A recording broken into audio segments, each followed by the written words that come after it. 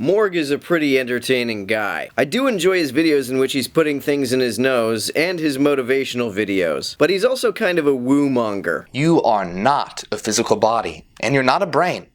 In actuality, you are a mind of infinite energy, and you have the power to transcend the physical world.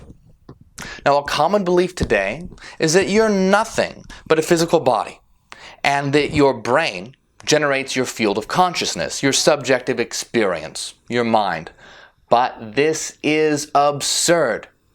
There is no hard evidence for this. What would constitute hard evidence? We have consistent correlation between mental experience and brain activity, and in science, consistent correlation is the hardest form of evidence. Yes, correlation does not prove causation, but it is evidence of it. But many of you are going to eat this up and just believe it without question, simply because this view of reality has been told to you over and over again from the moment that you were born. But did you know that your scientists have absolutely no idea how your mind can exist? They obviously have some idea. Scientists largely believe that the mind is a brain activity. That's an idea. They cannot account for your subjectivity.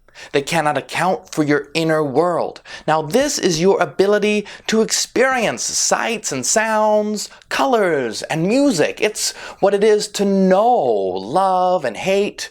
It's your ability to feel and to think. But they cannot account for your mind, your subjectivity. Why not? Here's Dan Dennett to explain why that's silly. Can you give me an example where it's not just correlation? And he said, yes, chemists, physicists can tell you, as it were, why water is wet.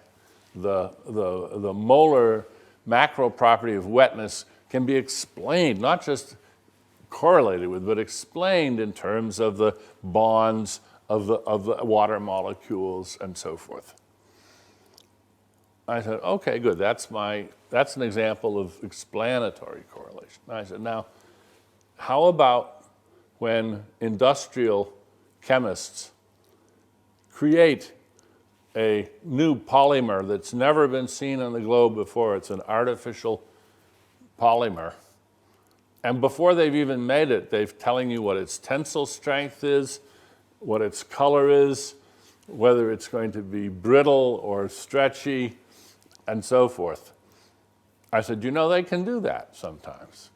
I said, would that be explanatory? And he said, yes. I said, okay, well, I think we've already entered the age of explanatory neuroscience. And I showed him the Ramachandran and Gregory motion capture experiment, where they predicted a brand new illusion that had never been seen anywhere before, and they predicted it on the basis of their knowledge of the organization of the visual cortex in terms of the blobs and the interblobs, and the parts that are motion sensitive and the parts that are have a low spatial resolution.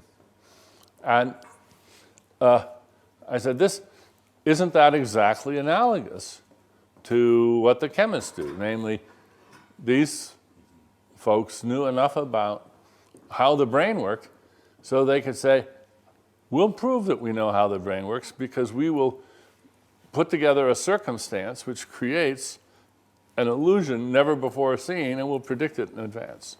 You know, so, I mean, that's why I think there's no hard problem. So yes, neuroscientists can account for your subjectivity. It's what you're most familiar with.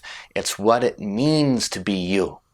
Yet your scientists have no clue how it's possible. And what they do is they throw out the lie that it's somehow a product of your brain, even though they cannot tell you how. They can and they do. That the mind, which is different from matter, somehow comes from a material brain, is just as illogical as saying that a sky god created the universe in 7 days. The mind is different from matter because it is a particular pattern of activity carried out by matter, rather than a material entity. It's not an entity at all in the sense of being a thing as opposed to an event. Now, scientists will try to defend their view by claiming that brain states correspond to mental states, but this is a blatant logical fallacy, as correspondence does not imply causation. Yes, it does. It's true that correspondence does not denote causation. It doesn't prove causation, but yes, it does in fact imply it. So all this means is that there is a correspondence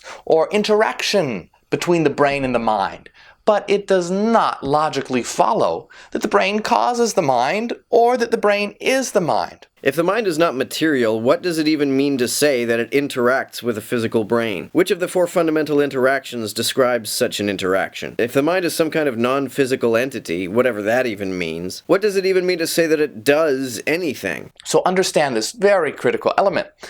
The brain and the mind interact, but the brain and the mind are not the same thing. The philosopher Peter Schursted H. said, "The brain does not produce the mind. To assume that the mind is caused by the brain due to psychophysical correlation is to commit the fallacy cum hoc ergo propter hoc."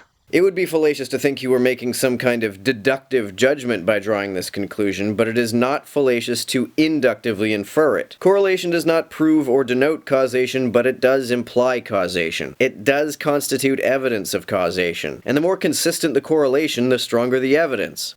The mind is a purely energetic structure. Now, this is not any kind of mystical, spiritual nonsense. It's not New Age bullshit. It's a completely logical and rational system. In what sense is it purely energetic? If it is an energy that is distinct from the energy we would expect to be generated by the physical systems of the brain, we would be able to detect it. We haven't. The brain gives no indication of having any more energy than what we should expect given its physical activity. Quantum mechanics destroys the idea of physical matter. I knew I wasn't going to get through this video without hearing the word quantum.